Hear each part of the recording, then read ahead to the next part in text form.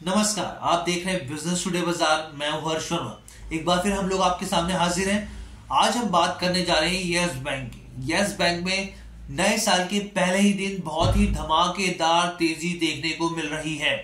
ये तेजी कितनी मजबूत है, आने वाले दिनों में स्टॉक की चाल कैसे रह सकती है, मार्केट एक्सपर्ट्स क्या नए टारगेट दे रहे हैं स्टॉक को लेकर, हम लोग तमाम पहलुओं पर चर्चा करेंगे। लेकिन उससे पहले आपसे गुजारिश है कि हमारे चैनल बिजनेस टुडे बाजार को लाइक, शेयर, सब्सक्राइब करना बिल्कुल मत भूलिएगा।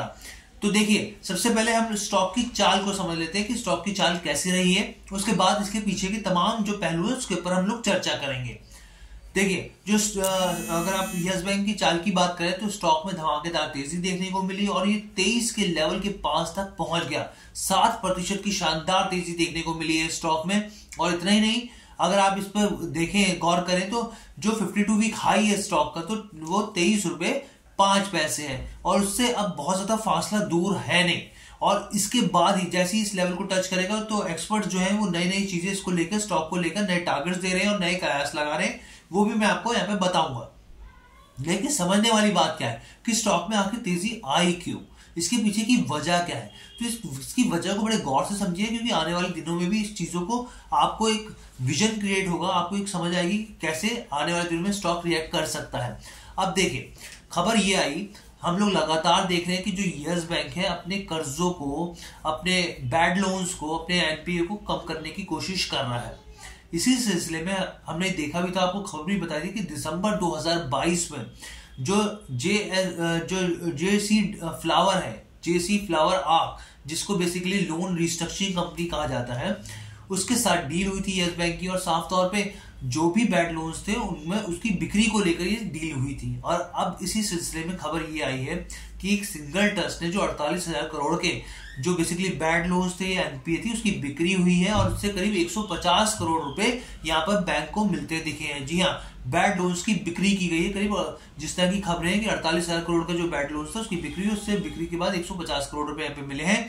अब ये समझने वाली बात यहाँ पर ये है कि क्योंकि लगातार जो है वो बैंक अपने एनपीए को घटा रहा है, और सब इतना ही एनपीए नहीं है, 48,000 करोड़, काफी बड़ा एनपीए अभी भी यस बैंक के पास है यहाँ पर।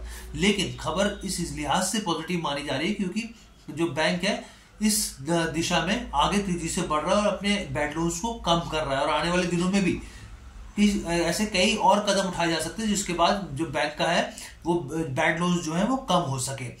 अब यहाँ पर मार्केट एक्सपर्ट्स क्या कह रहे हैं? मार्केट एक्सपर्ट्स का कहना है जो इसका 52 वीक हाई है 23 रुपए 5 पैसे, जैसे ही ये लेवल ब्रेक होगा उसके बाद इसमें एक और तेजी देखने को मिलेगी और वो जो तेजी है वो 26 तक के लेवल पे इसको ले जा सकता है। हालांकि शॉर्ट टर्म के हिसाब से बता रहे हैं, बहुत शॉर्ट टर्म के हिसाब से कि 26 लेवल पे पहुंचेगा, और लॉन्ग टर्म के हिसाब से तो कई तरह के और एज्यूम चीजें की जा रही है, कई तरह की भविष्यवाणी की जा रही है कि 30 के बाद के लेवल पे भी ये जा सकता है।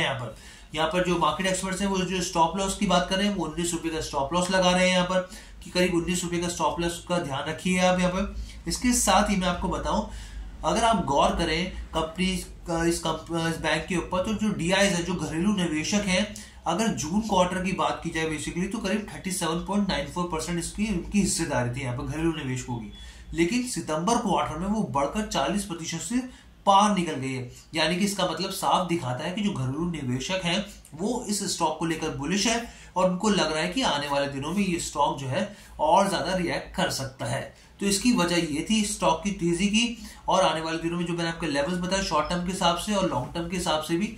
लेकिन आपको ये समझना पड़ेगा फंडामेंटली की चीजें हो क्या रही है, उसके बाद ही इस तरह की चीजें आपको देखने को मिल सकती है। यहाँ पर मैं एक चीज और क्लियर कर दूं कि हमारी तरफ से किसी भी स्टॉक में यहाँ पे खरीदारी की कोई भी सलाह नहीं है। आप तो वित्तीय सलाहकार है, आप उनकी सलाह लीजिए और निवेश कीजिए। बहुत बहुत धन्यवाद।